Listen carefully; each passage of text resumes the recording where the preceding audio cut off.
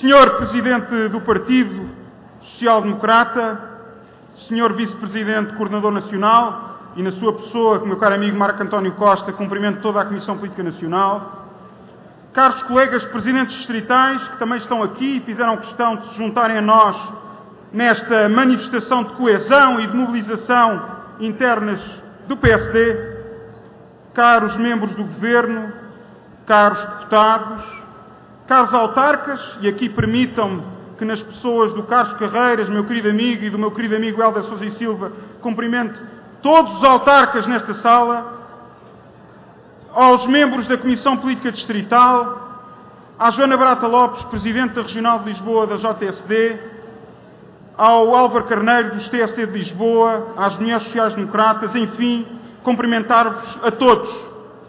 Minhas amigas e meus amigos, impõe-se começarmos pelos agradecimentos. Em primeiro lugar, a todos os presidentes de secção, de núcleo, a todos os militantes que tornaram possível este jantar. Obrigado por esta mobilização.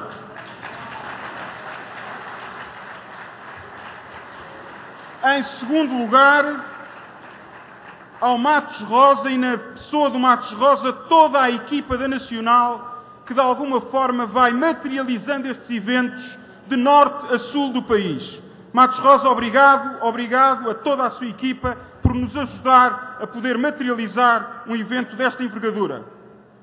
Depois também cabem os agradecimentos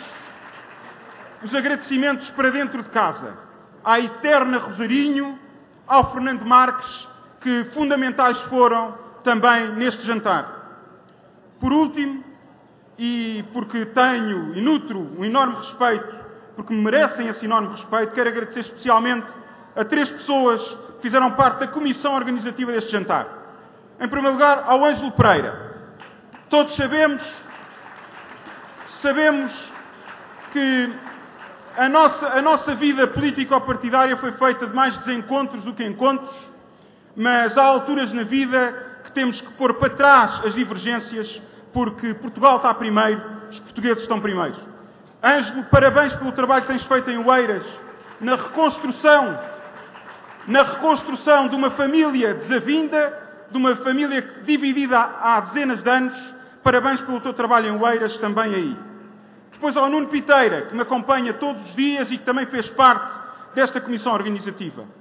Por último, ao Carlos Silva. Ao Carlos Silva, o secretário-geral adjunto, ao Carlos Silva, deputado, ao Carlos Silva, membro da Comissão Política Distrital, ao Carlos Silva, amigo, ao Carlos Silva, aquele militante que todos sabemos que é o primeiro a agarrar na bandeira quando a causa é difícil, quando a batalha é difícil. Minhas amigas e meus amigos, permitam-me que faça uma pequena análise de como chegámos a este jantar, como é que estamos todos aqui hoje, o que tivemos que passar, ou melhor, o que tivemos que ultrapassar para estarmos aqui hoje. Eu diria que nos últimos 10 anos Portugal viveu 2 momentos fundamentais. Um primeiro momento em que tínhamos um país saudável, financeiramente estável e que uma política socialista e responsável, recorrendo ao endividamento desmesurado, à desorçamentação, ao desgoverno e a um déficit que eu diria imoral e excessivo, que resultado é que esta política nos levou? Passámos a vergonha de chegarmos ao ponto de não termos capacidade para pagar um salário a um professor, a um médico, a um polícia, ou não pagar uma prestação social, uma pensão a um pensionista, ou o rendimento social de inserção a quem mais precisava. E, acima de tudo, precisámos de pedir mais uma vez ajuda externa. É preciso dizê-lo com todas as letras, nós estávamos falidos. Chegámos, pois, ao segundo momento desta história. Foi este o país que encontramos, um país falido. Compreenderão que é bem mais difícil, ou no mínimo, eu poderia dizer que é diferente, governar neste segundo momento da história. Mas vamos falar claro, falar muito claro, vamos falar verdade, vamos falar com a crueza e sem rodeios. Tivemos de cumprir um memorando imposto por quem nos veio ajudar, por quem nos emprestou aquilo que nós não tínhamos. Nós estávamos falidos, relembro. Tivemos que reduzir salários, tivemos de cortar custos, racionalizar recursos, impor reformas que há muito eram desejadas, encontrar soluções muitas vezes engenhosas, para ultrapassar aquilo que eu diria a inexpugnável e cristalizada, sacrossanta leitura redutora da ideológica da nossa Constituição. Tivemos que reconquistar a credibilidade internacional, tivemos que fazer reformas estruturais, tivemos que cortar rendas excessivas, e não foi só nas PPP, porque também cortámos na saúde, na energia, e, portanto, é preciso relembrar. Tivemos que acabar com a desorçamentação e pôr a descoberto e a nu todos os esqueletos que fomos encontrando nestes últimos 3 anos. Enfim, nada mais simples do que apenas rigor, transparência e responsabilidade. E é tão pouco que temos que pedir aos nossos governantes. E este governo, o nosso governo, porque é com orgulho que o digo, o nosso governo, reduziu em mais de 11 mil milhões a despesa pública, reduziu o déficit das contas nacionais de cerca de 10% para menos de 3% no próximo ano, reduzimos os gabinetes, os bois, moralizámos a forma de recrutamento dos dirigentes da administração pública, cortámos gorduras, extinguimos institutos, fundações, departamentos, redundâncias, enfim, colocámos as contas em ordem e sabemos que há à custa de enormes sacrifícios para todos nós.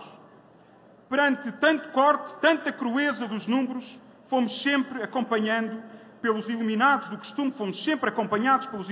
costume, que dizendo que este Primeiro-Ministro não estava preparado, era inexperiente, era teimoso, e nós sabemos que ele de vez em quando é de facto teimoso, não sabia o que estava a fazer, e com todos estes disparates, seguramente a economia não mais iria crescer. Iríamos entrar numa espiral recessiva impossível de sair, um déficit impossível de conter, o desemprego iria disparar para níveis nunca antes vistos e necessariamente, incontornavelmente, iríamos obrigatoriamente entrar num segundo resgate. E que, claro, com o segundo resgate, este governo nunca passaria do mês seguinte. Agora, minhas amigas e meus amigos, permitam-me um momento de descer à terra, de realidade, nua, crua e presente, aquilo que vivemos hoje.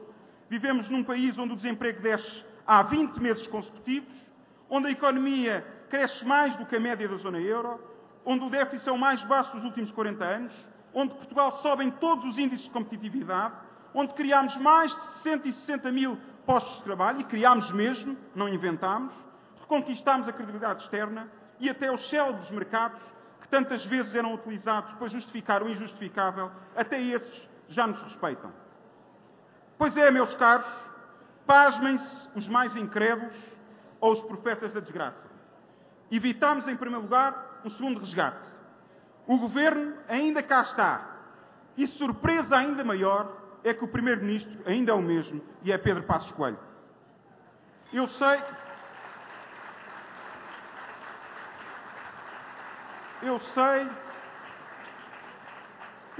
que custa muita gente a engolir esta realidade.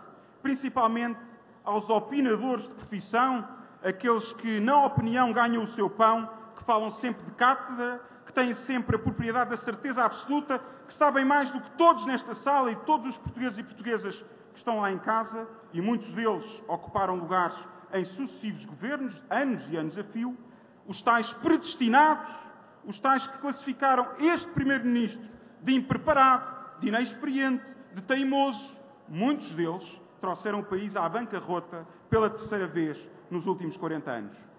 Minhas amigas e meus amigos, o que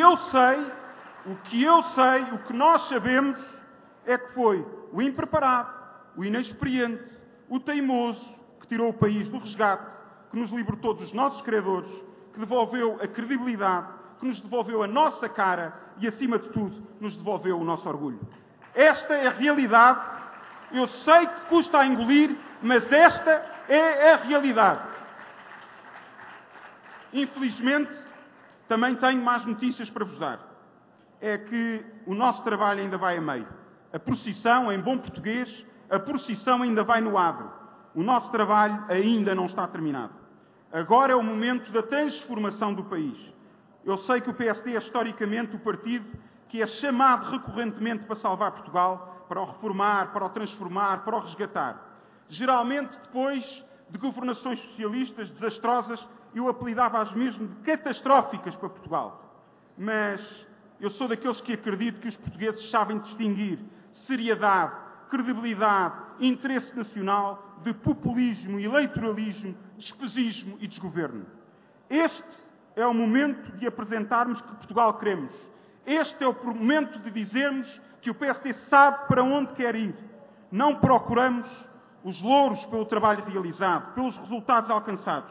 Era simplesmente nosso dever. Era nossa obrigação patriótica salvar Portugal. Mas também é nossa obrigação geracional não permitir que volte a acontecer. É momento de dizer, chega, não queremos que volte a acontecer. Basta, queremos um Portugal a crescer sustentável ambientalmente, coeso socialmente, competitivo economicamente, pleno de oportunidade para todos, é muito importante, onde o valor de cada um seja reconhecido e onde exista uma verdadeira sociedade de plena mobilidade social. Meus amigos e minhas amigas, sinceramente não vejo outro partido, eu sei que sou suspeito, mas não vejo outro partido com a credibilidade do trabalho já realizado capaz de abraçar este desafio. Não serão certamente aqueles que colocaram o país na bancarrota. E aqui há responsabilidades da esquerda à direita. É bom não esquecer, não serão esses que não são capazes de abraçar este tremendo desafio. Quem me conhece sabe que não tenho uma perspectiva messiânica da política, mas para mim, o impreparado, o inexperiente, o teimoso, aquele que era demasiado jovem, e muitas vezes o ouvimos também dentro da nossa casa, aquele que não sabia o que estava a fazer, é o homem certo, com provas dadas, que coloca sempre Portugal à frente de quaisquer outros interesses, sejam eles pessoais, empresariais, corporativistas ou partidários. É Pedro Passos Coelho. Meus amigos, este jantar representa o início de uma nova caminhada.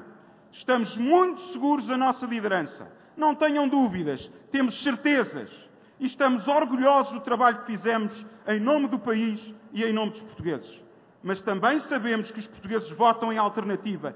Em democracia funciona assim e por isso importa também olharmos para os nossos adversários, nomeadamente o Partido Socialista. E aí temos de reconhecer que o Partido Socialista é extremamente coerente. Em primeiro lugar, porque não há líder socialista que se preze na oposição que não peça imediatamente a antecipação de eleições. Depois, a pressa desmesurada para chegar ao poder. O projeto de poder por poder. E, por último, culmina que projeto de desenvolvimento têm para o país.